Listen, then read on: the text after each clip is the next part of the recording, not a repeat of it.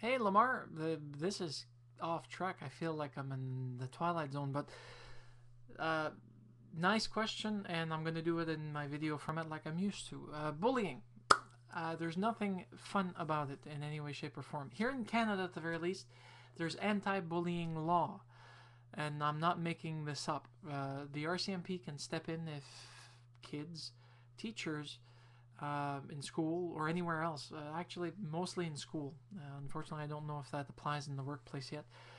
Um, Unfortunately, we've lost a lot of children to bullying here in Canada by suicide. A lot of them took their own lives because they couldn't take it. They couldn't face their families. They couldn't face the bullying at school, and they didn't know who to turn to. There's Kids Helpline here in Canada that's there for all children of all ages that helps those that don't have a chance to turn around to a parent because the parents are too busy or just don't care or don't exist. Um, in my case, I unfortunately had the worst case of bullying. First, I was overweight, so I was an easy target for people. Second, my dad was a teacher at the school.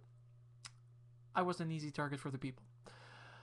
Um, Trust me, it was 9 years of life that I dreaded up until I went to university, where I found out that I was being bullied in a different fashion, where it was cliques that were kind of going against the grain for us because my small town, Saint Anne de Madoska, was not viewed upon with a smiling face by a lot of people, including certain teachers.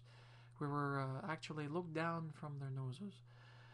That you believe or not that it's part of bullying or not, your decision. For me, it unfortunately had everything to do with it. Apart from that, workplace, you're right. When it comes to bullying in school, people who are bullies, unfortunately, usually if they're not corrected on their behavior by their parents or by teachers or by other students, they usually end up becoming uncorrected bullies and actually grow up with nefarious sides to their personalities. Unfortunately, those people have a tendency of becoming irascible, very irritable quickly. They tend to become violently angry if they're pushed to their limits.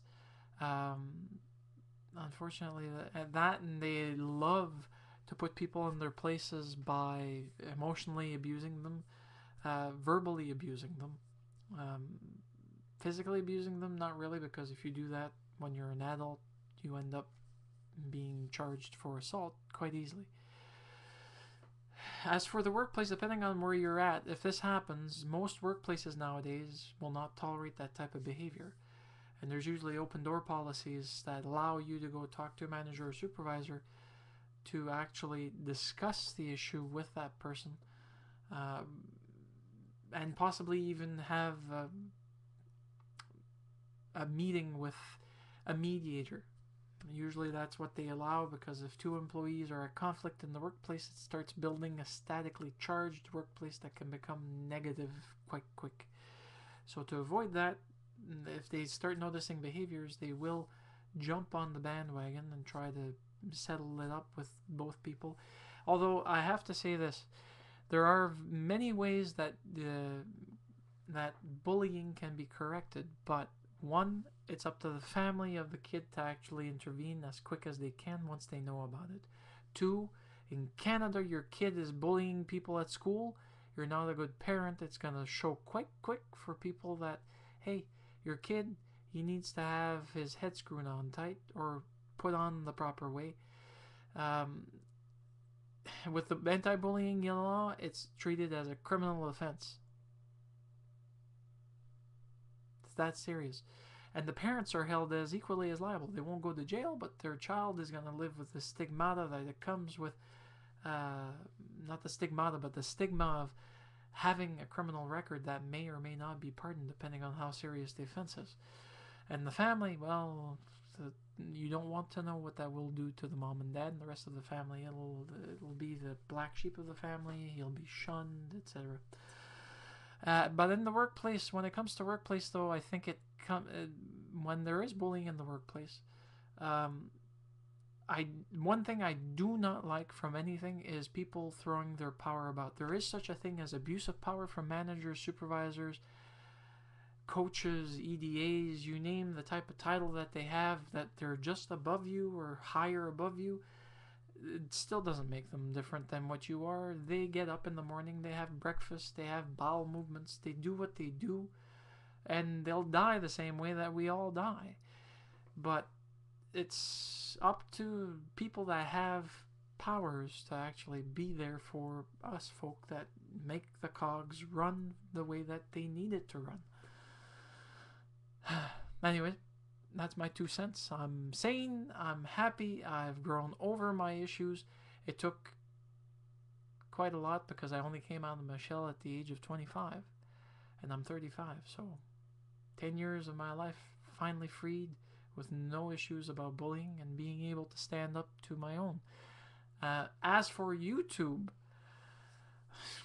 let me put it to you this way. The abuse that I get from customers calling in is nothing compared to the abuse that I receive from people on YouTube. The trolls and the haters are actually good cannon practice for me. Cannon fodder, if you will, for the simple fact that I build up my resistance quite easily to people in the real world. It's as simple as that. I have no respect for people that like to hide behind anonymous nicks or no pick nicks here on YouTube, and that didn't come out well. Well, it's not a picnic anyhow for those that get abused. Abuse is abuse, whichever way you get it, either physical, emotional, or verbal, or written. If you're writing it to sting and writing it to hurt, you may achieve it to the point that you may actually cause more harm than you'll ever imagine to someone else. Anyways, Lamar, thank you so very much for sharing this. Have a nice one.